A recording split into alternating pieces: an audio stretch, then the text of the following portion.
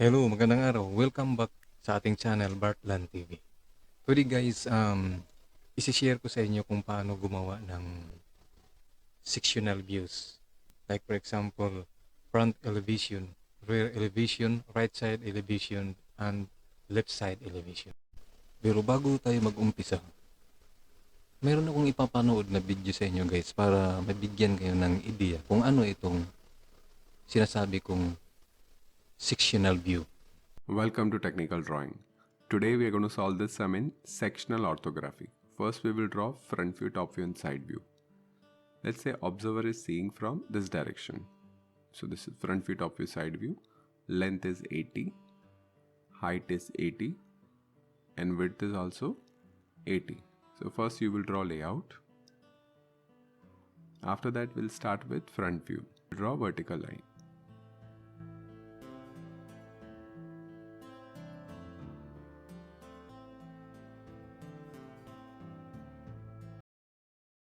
Then this is 88 on both the sides, right? Now this part, so we'll take midpoint, so we'll take 30. See, this much is dark, this much is dark, entire portion is not dark. Now you have to go.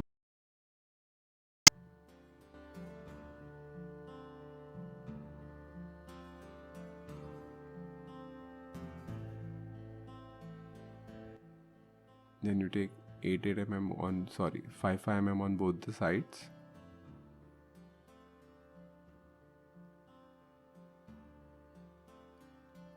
Then again you have to take 16.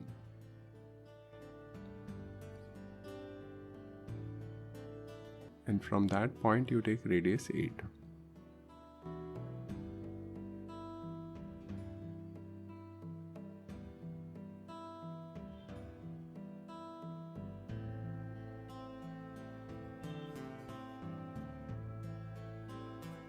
So dark.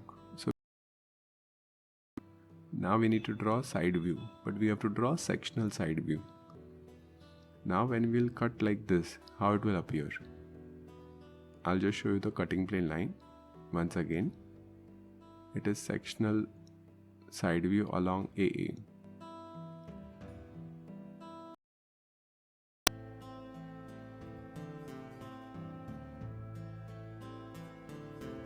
See, like this. So it will be in this way.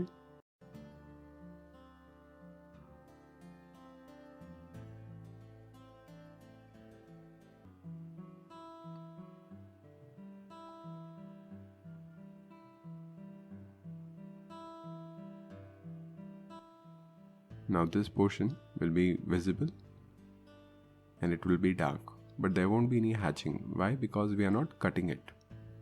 There is no, if you see, the cutting plane line is not cutting that part, so that's why it won't be hatched. And this also won't be hatched, this slope, because it is not getting cut. See this. Now wherever there is section, I'm doing section, this part will get hatched. Yeah. And this part, the remaining part won't be getting hatched. Now we can do labeling and dimensioning. Thank you. Gagawa tayo ng mga ganitong elevation na manggagaling sa ating 3D view. Kung makikita natin sa video kanina na pinanood natin, tapos gagayahin natin yung ginawa niya kanina. Kaso yung sa kanya naman, ginawa niya manually. Sa atin, automated na gamit ang software. So kukunin natin yung front elevation at sectional view. Punta ka dito sa layout, lalabas yung papel. Tapos i-erase mo lang yung existing viewport. Ito yung viewport niya eh. Na pag in-erase mo yan, kasama yung drawing madi-delete. So i-erase mo yan since kasi i-edit pa natin itong papel. Itong papel kasi may existing default size na to. Pero since hindi itong size ang gusto natin, so i-edit natin, i-delete natin muna yung viewport. or sa makatwid, itong drawing, i-delete muna natin. So, click lang, press E sa keyboard, erase, then right click dito sa layout, then page setup manager. Modify mo lang yung layout natin.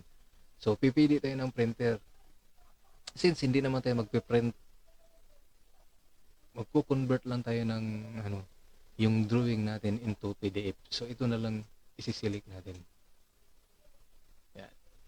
Tapos, i-select na tayo ngayon ng size ng papel. So, piliin na natin yung medyo malapad-lapad. Itong 20 by 30 na papel. Tapos, scale is 1:1. So, naka-millimeter tayo. Click OK lang. Ngayon, punta ka dito sa view. Then, base. From model space. So, ito na ngayon ito yung pinaka-front view. Makikita mo dito may yung scale 1:1. Yan. Click mo dito. So, na-click na natin. Kailangan i-press enter natin sa keyboard. Isang bisis lang. So, makaka-generate pa tayo ng mga iba't ibang views. Isometric view. Pag dito naman directly to the right, makikita mo yung left side view. Pag sa bottom naman, top view. So, dito ma-generate natin yung left side view. Click natin dyan. Then, sa baba naman, top view. Pag naka-incline naman, ito yung isometric view. Yan. So, kung tama na yung 4 na views na gusto mo, i-enter mo lang ulit sa keyboard. Nakikita natin, visible yung, ito kasi mga dust line, nasa loob do. So, kung titingnan mo siya na nagmumukha siyang parang transparent, kasi nakikita yung mga broken line sa loob. So, paano natin i-hide? I-hide natin yung mga dust line, yung mga hidden lines. So, double click mo lang siya dito. Yan. Tapos, punta ka dito sa hidden lines.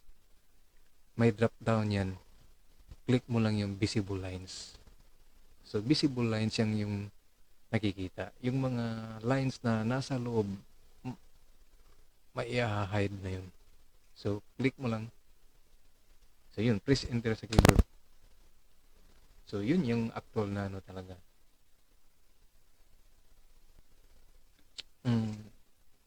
Front elevation, left side elevation, then top view. Kanina, hindi left side elevation ang ginawa nung sa video kanina. Ang ginawa niya ay section view. Gumawa siya ng cutting plane dito. So, i-delete natin to. Gagawa ka dito ng cutting plane sa gitna. So, paano gagawin yun? Left click mo lang dito. Then, punta ka dito sa section. Then, makikita mo yung mga ba't ibang hugis ng cutting plane. Itong full, half. Pwede yung pagpakisan niya to guys. Ito namang offset. Ganyan. So, dito tayo. So, idodraw natin niya sa gitna mismo ng ng figure na ito.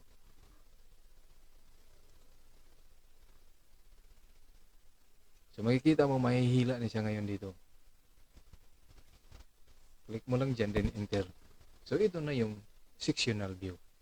Sectional view, kasi makikita mo, mayroon siyang hatsing. Hatsing, nag-symbolize siya niya, ito yung mga areas na nakakat. Ito kasi yung may butas eh. Kaya wala siyang hatsing. Ito, wala siyang hatsing. Yun lang yung areas na may napuputol kaya nagkakaroon ng hats. Dito naman guys, kung mapapansin mo, hindi visible yung cutting plane. So, kung paano magiging visible yun, punta ka lang dito, click mo to, So, makikita mo yung section view style manager. Punta ka lang dito sa modify.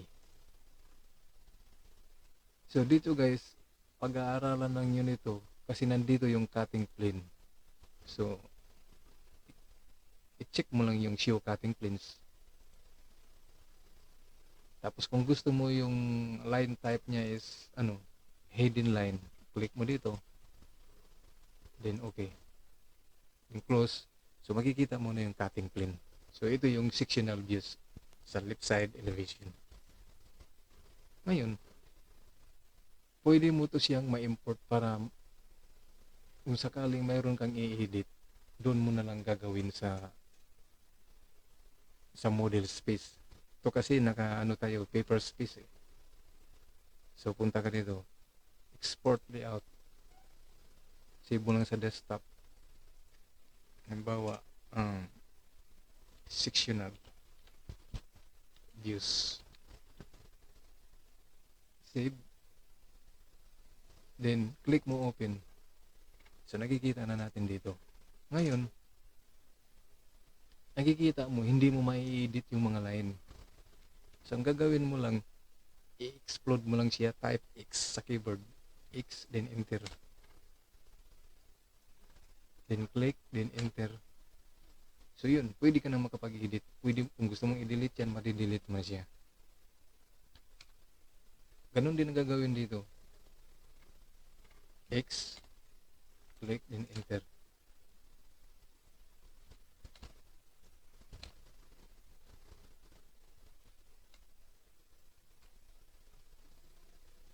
Dito naman tayo sa ito. So ito guys, pag gumawa ka ng mga section elevation nito, mahirap talaga pag imano-mano mo lang. So ito yung floor plans natin guys. Makikita natin sa floor plans. So ito ngayon yung kukunin nating mga cutting plane. So dito, punta tayo sa layout. Then erase natin yan. Yan. Tapos punta na tayo dito. Ito na yun. So dito 1:100 ang gagamitin natin. So click natin dyan. Enter.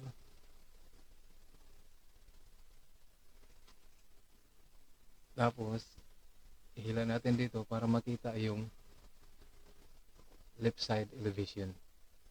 Enter.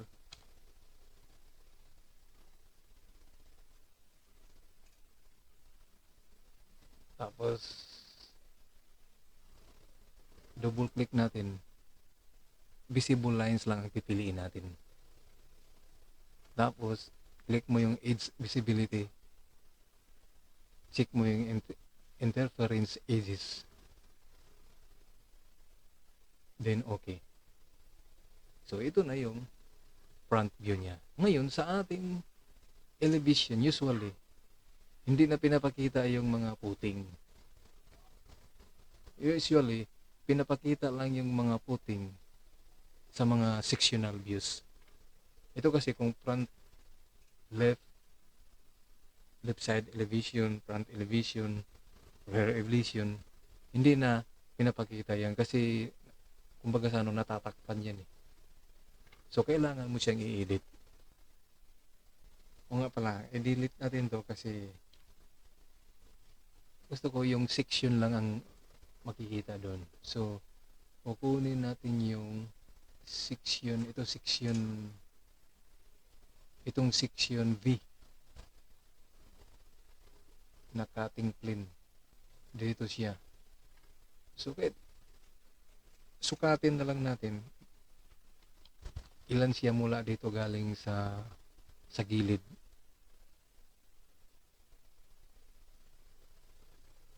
So 48.21. So balik tayo dito. Mag-draw lang muna tayo ng line. 48.21 daw mula dito.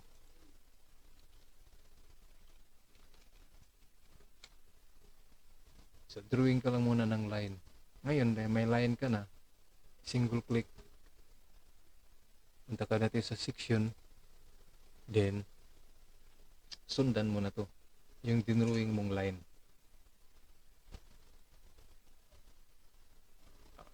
Lagay mo dyan, dito. Saka mo siya hihilain pa kanan. So, kagaya lang kanina. Enter mo lang. Pwede mong maipakita yung puting. Para pwede mo siyang sukatan, maipakita mo dun sa drawing na kung ilang meter siya mula sa finish grid line. So, pwede mo siyang i-edit dito yung hatch kung gusto mong medyo mapino. Sabi mo 0.5. Yung cutting plane, gusto mo hidden. Yan. Yun, so, yan. Tapos, ito ay front elevation. Sa left elevation naman ang tayo. So, punta ka ulit dito. Punta ka lang dito. Piliin mo yung left. So, take note, kailangan 1:100 lang din. So, ito na yung left side elevation. Enter mo. Yun. So, double click. Piliin mo lang yung visible lines. Then, edge visibility. Then, enter. Or click OK. So, ito yung left elevation. So, mamaya, i-edit natin to kasi i-delete natin tong mga puting dyan sa ilalim. Kunin lang muna natin yung section. So, yung section niya, itong section A. So, sukatin lang natin kung ilan yan mula sa gilid. Dito. Dito, itong gilid na ito. Yan ay 71.7. So, gagawa ka lang ng line.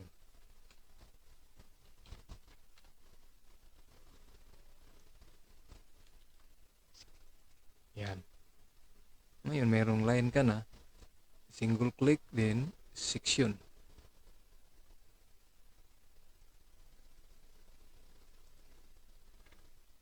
Tapos, hila mo dito. Ito na yung sectional views niya. Kaya tinatawag siyang sectional views. Yun yung kinat yung structure. Tapos, mamimili ka doon. Kagaya nito. Ito yung cutting plane. So, itong arrow, yun yung direksyon na kung saan ka nakatingin. So, kagaya nito, nakatingin siya sa ganong direksyon. So, baliktad pala. So, in case na baliktad siya, reverse direction, click ito. Flip direction. Yun. So, naiba na ang direksyon niya. Sapul ang hagdan. Kaya, yun ang dahilan na ang hagdan, makikita mo talaga dito. So, ngayon, dahil gusto nating i-edit ito, ang gagawin natin is, punta ka lang dito, then export layout to model. Save mo lang kung saan mo siya save. Halimbawa, my house.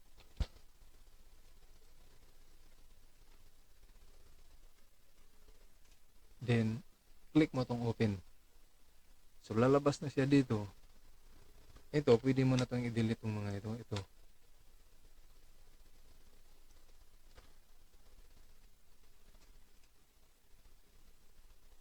So,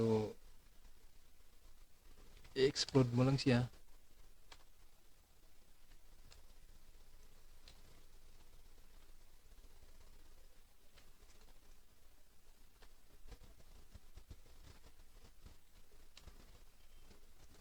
Explode mo yan.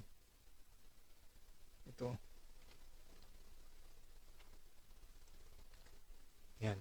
Pwede ka na kagaya ngayon, pwede mo nang i-delete itong mga poste, itong mga puting.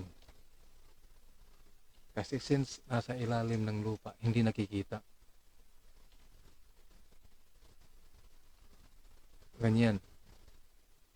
So, nasa sayo kung ito, pati ito, i-delete mo itong mga ito. Kung nagtitipid ka ng space doon sa papel natin.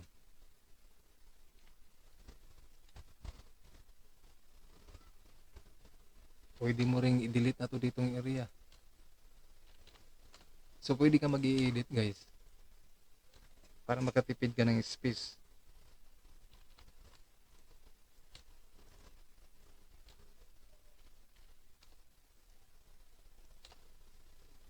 Itong sectional view.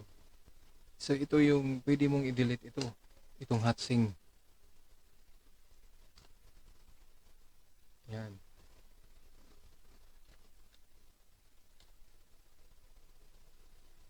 Kasi ito yung finish grid line. Saka ka na lang gumawa ng gumawa.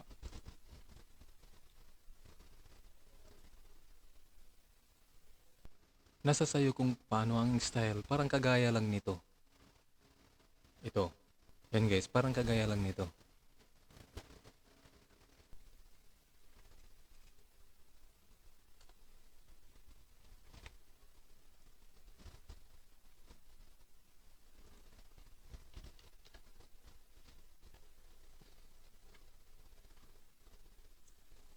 So, yung ibang dito, pwede mo siyang palitan ng kulay. Halimbawa, yan. Tapos, pwede mo siyang i-reduce ng 0.09, halimbawa. So, ngayon, gusto mong medyo kagaya nito. Gusto mong medyo mapino. Halimbawa, 20. Yan, okay, damihan mo siya 10.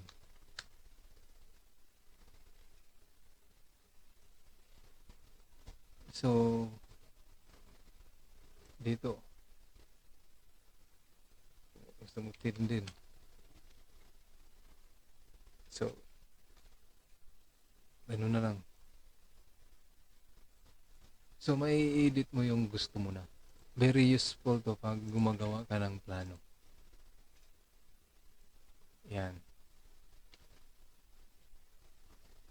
So, ito, pwede mong palitan na yung itong visible.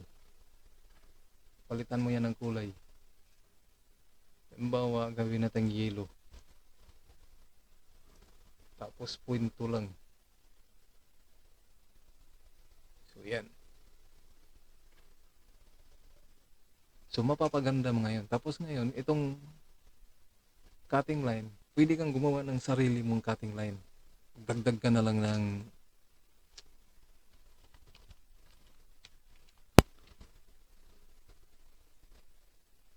kunwari, gusto mo yan. Tapos, gusto mo hidden line. So, hidden line, mili ka lang dito, ito hidden line.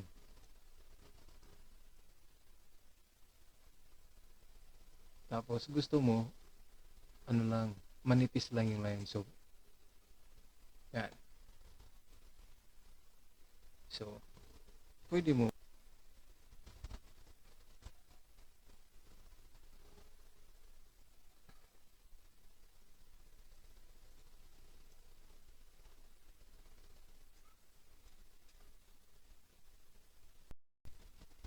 Yan. So, pwede kang, halimbawa, pwede mong stylan.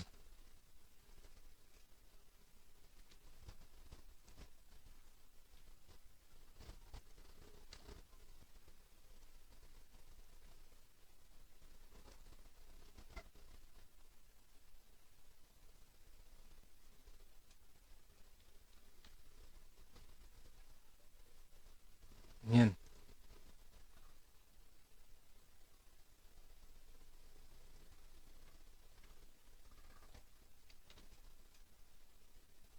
Yan. Ngayon, pag yan.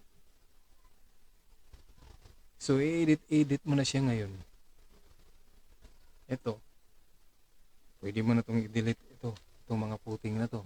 Ayaw mong makikita yan.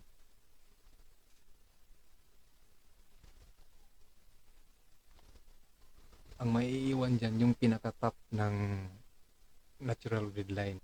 Parang kagaya lang nito guys. Yan, nakita mo yung ganyan. So, i-delete mo yung mga puting. So, ganyan lang ang lalabas. Ito kasi yung penis grid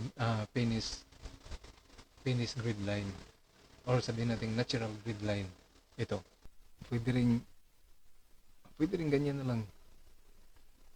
Basta ito yung top.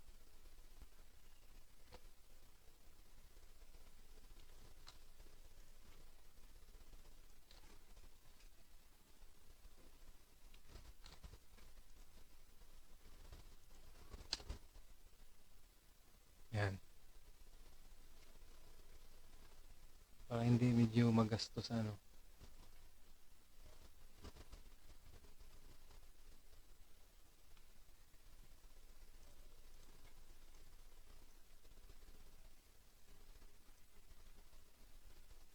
Yan.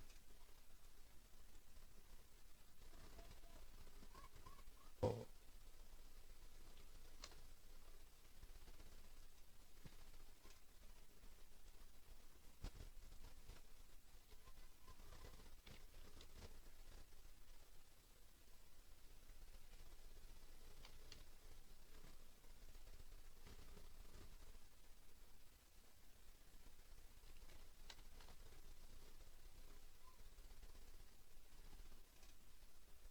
so ito, usually ang elevation in meter lang. So pwede mong i-double click, then i-edit mo lang yung sukat. Ganyan lang. Ito 1.2. Mari ganyan.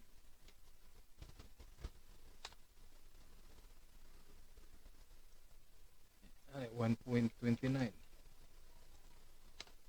So ganun lang guys. Thank you for watching. Kung bago ka sa ating channel, don't forget to subscribe para ma-update ka sa mga bagong videos na i-upload natin. So maraming salamat.